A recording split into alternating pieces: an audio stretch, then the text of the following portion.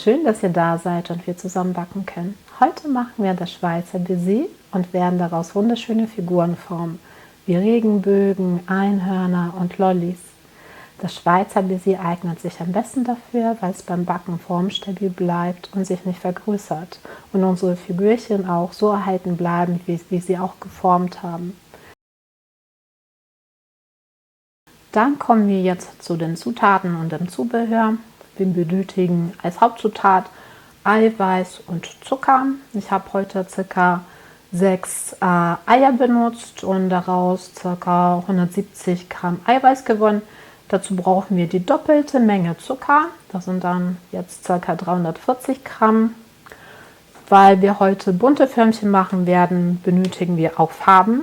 Bei Baiser muss man aufpassen, dass man nicht jede Farbe nehmen kann. Vor allem nicht auf Ölbasis. Gelfarben könnt ihr benutzen, aber ich gehe bei Baiser immer auf Nummer sicher, indem ich Pulverfarben nehme. Zum Beispiel hier Blau und Gelb könnt ihr schon mal sehen. Für das Horn vom Einhorn benötigen wir noch Glitzerpulver, ist natürlich auch essbar. Und unterschiedliche Streusel. Da sind eure Fantasie keine Grenzen gesetzt. Dann kommen wir zum Zubehör. Wir brauchen natürlich Küchenwaage, um alles abzuwiegen. Dann einen großen Topf mit etwas Wasser da drin, eine temperaturstabile Schüssel. Bei mir ist sie aus Glas, ihr könnt auch aus Metall nehmen. Natürlich Schneebesen, dann Thermometer, wo ihr die Temperatur kontrollieren könnt bei diesem Wasserbad. Und später benötigen wir noch Frischhaltefolie, Backpapier. Dann kommen wir hier noch zu den Spritztüten. Da haben wir 5 Stück. Bei den Tüllen haben wir unterschiedliche Größen von den Lochtüllen. Dann Sterntüllen und eine Blatttülle benötigen wir. Ich habe mir irgendwann mal ein Set gekauft, wo alle möglichen Tüllen drin sind. Ich finde das praktisch, gerade für Anfänger. Dann hat man alles drin. Ich kann das für euch gerne verlinken.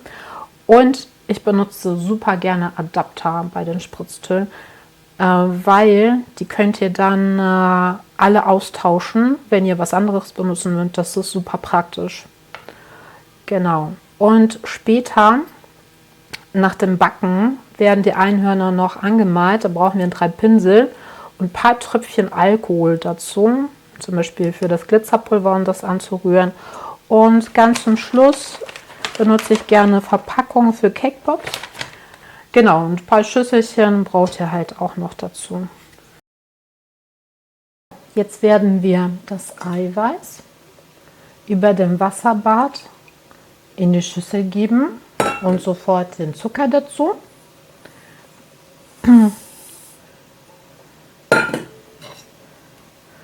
Und mit dem Schneebesen miteinander verrühren. Bis der Zucker sich in der Eiweißmasse aufgelöst hat, dauert das ungefähr 6 Minuten. Ihr müsst aufpassen, dass das Wasser nur ein paar Zentimeter hoch in der Schüssel drin ist. Ansonsten gerinnt das Eiweiß sofort. Und mit dem Thermometer misst ihr zwischendurch immer wieder die Temperatur. Am besten geht er bis ca. 65 Grad, weil ab 70 Grad gerinnt das Eiweiß schon. Momentan sind wir bei ca. 35 Grad. Das kann noch weiter erhitzt werden. Und dann rühren wir fleißig, damit die Temperatur sich auch gleichmäßig verteilt und auch der Zucker sich gleichmäßig auflöst. Ihr werdet merken, dass am Anfang man noch die Zuckerkristalle mit dem Schneebesen so ein bisschen spürt und mit der Zeit verschwinden sie immer mehr. So, mal wieder die Temperatur kontrollieren. Wir sind jetzt bei 53 Grad.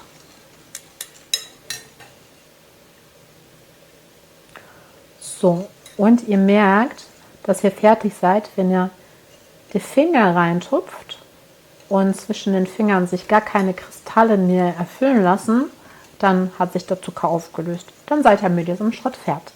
Dann gehen wir zum nächsten Schritt, und zwar Aufschlagen von Eiweiß. Unsere Zucker-Eiweißmasse ist jetzt fertig.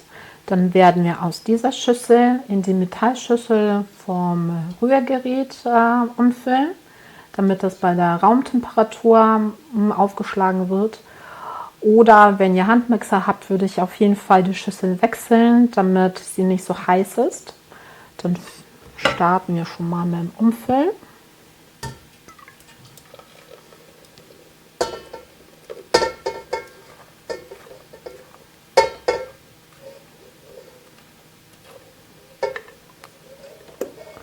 Das Schlagen von dieser Eiweiß-Zuckermasse wird circa auch 6 bis 10 Minuten dauern. Dann starten wir schon mal und benutzt bitte die Maximalstufe, also Tempo, und los geht's.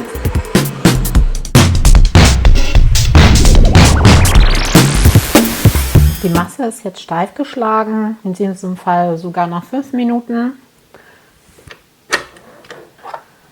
Wenn man den Aufsatz rauszieht, sollte es schon eine Spitze geben und sie darf sich ruhig biegen. Das ist dann perfekt und das ist auch etwas glänzend. So, dann geht es jetzt zum Dekorieren. Das werden wir für die Farben auf 3 Schüsseln verteilen. Die weiße Farbe bleibt hier in unserer Rührschüssel drin. Da sollten wir am meisten davon aufbewahren. Genau, dann verteilen wir das so ungefähr in gleichen Teilen auf die 3 Schüsseln und vermischen das mit den Pulverfarben, damit es schön bunt wird.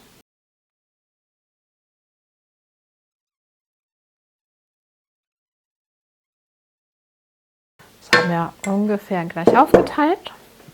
Jetzt kommen unsere Pulverfarben zu einem Satz. Davon brauchen wir nicht viel. Das ist das Blau. Packen wir das mal so rein. Das ist das Rot. So. Und das ist unser Gelb.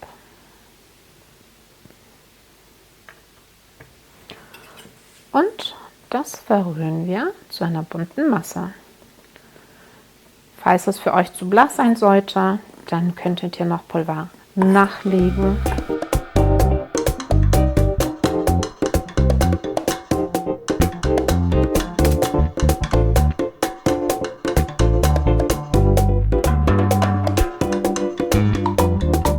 So, das finde ich jetzt schön. Und zum Schluss kommt Gelb.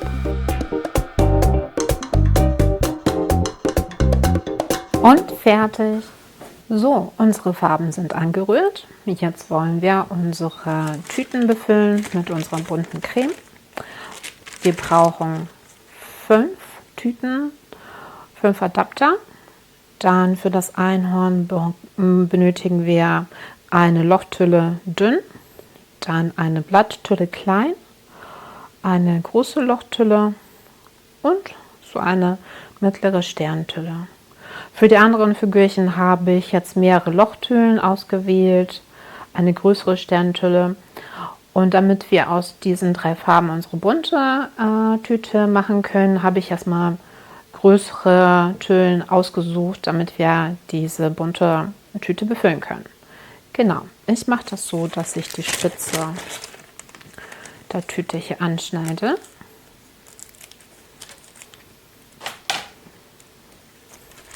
Dann gibt es diese praktischen Adapter. Das sind 2 Teile. Das eine Teil kommt in das Innere.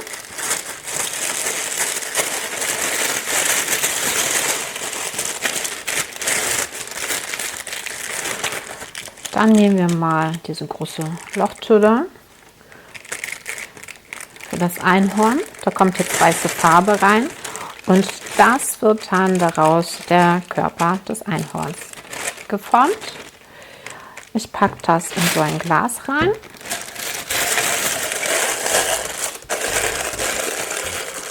Und befülle das jetzt mit unserer Creme.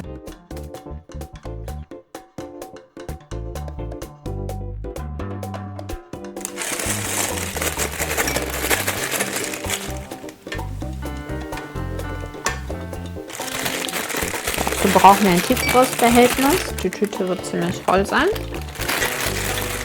Ihr könnt eine Vase oder was anderes wählen.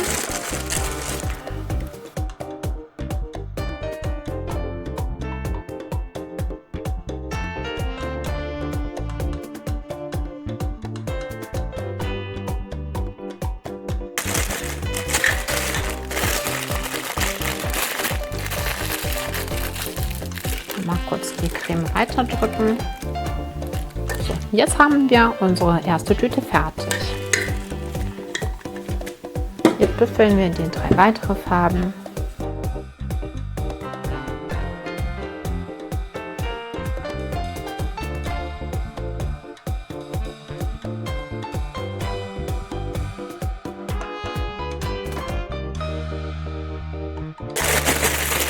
Und blau ist jetzt fertig.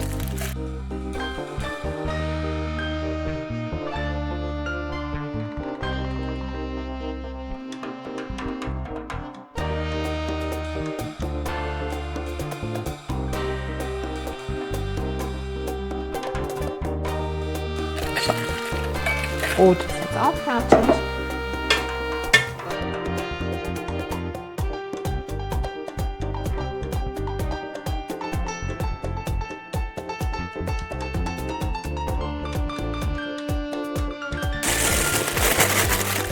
Und die letzte Farbe ist fertig. Und gleich zeige ich euch, wie man aus diesen 3 Farben die bunte Tüte macht. Jetzt befüllen wir unsere bunte Tüte. Dazu benötigen wir eine Klarsichtfolie.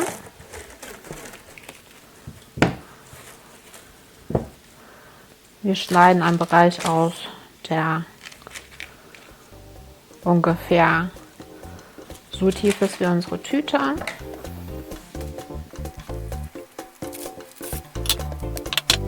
Dann tragen wir unsere Farben auf.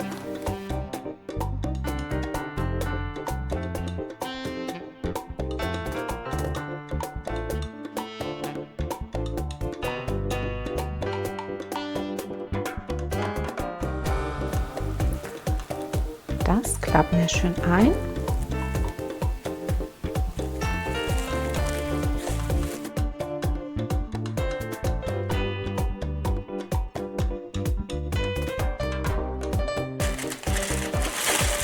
Und die Tüte packen wir rein.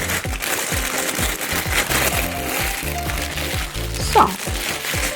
Und jetzt ist auch unsere bunte Tüte fertig.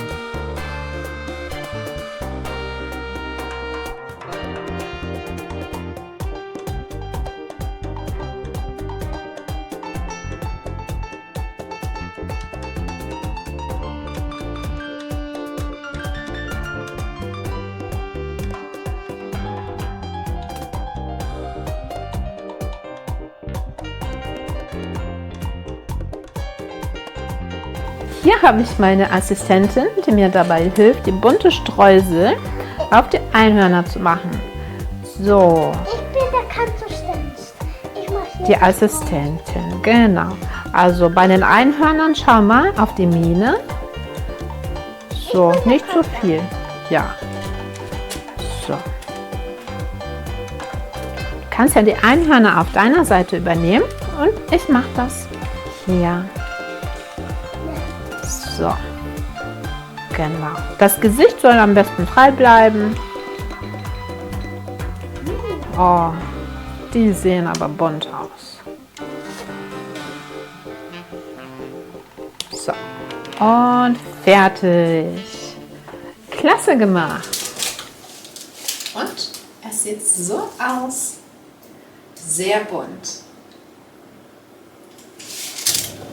Ich backe die Baises bei 80 Grad Umluft. Und weil das auf Umluft ist, kann ich beide Bleche reintun. Dann werden sie gleichzeitig getrocknet.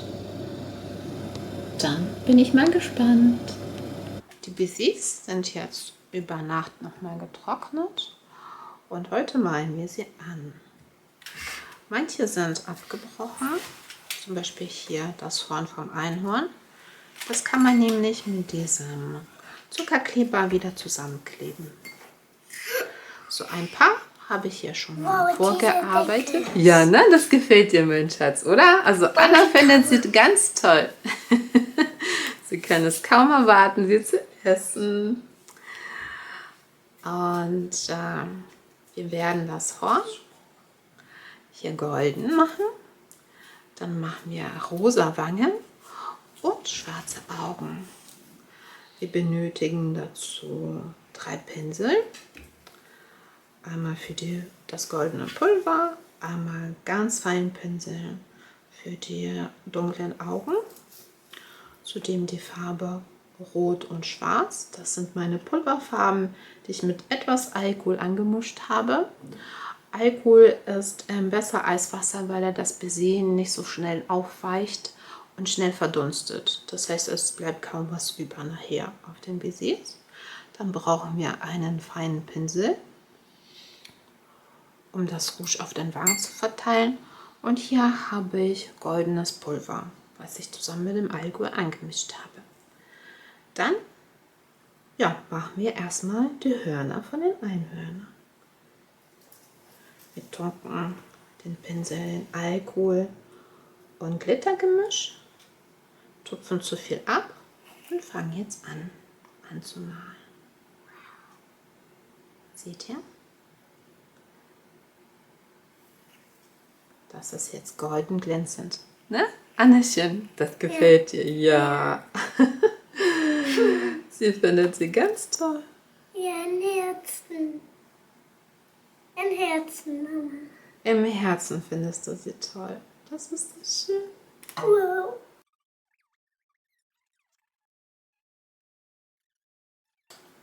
Dann machen wir mit Rouge weiter.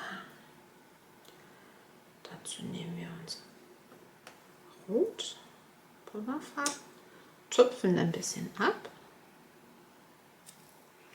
Jetzt machen wir Rouge. So. Zu viel pusten wir einfach weg.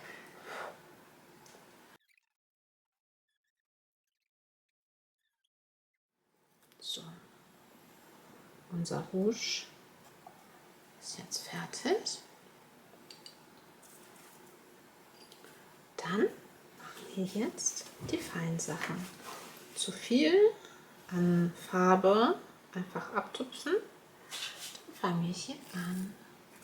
Wir machen ein kleines Näschen hier oben. Jetzt machen wir das Auge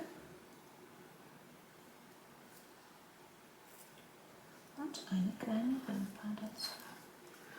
Und jetzt sind unsere Einhörner fertig. Na Anna, freust du dich? Ja. Willst du das hier haben? Ja. Bitte schön.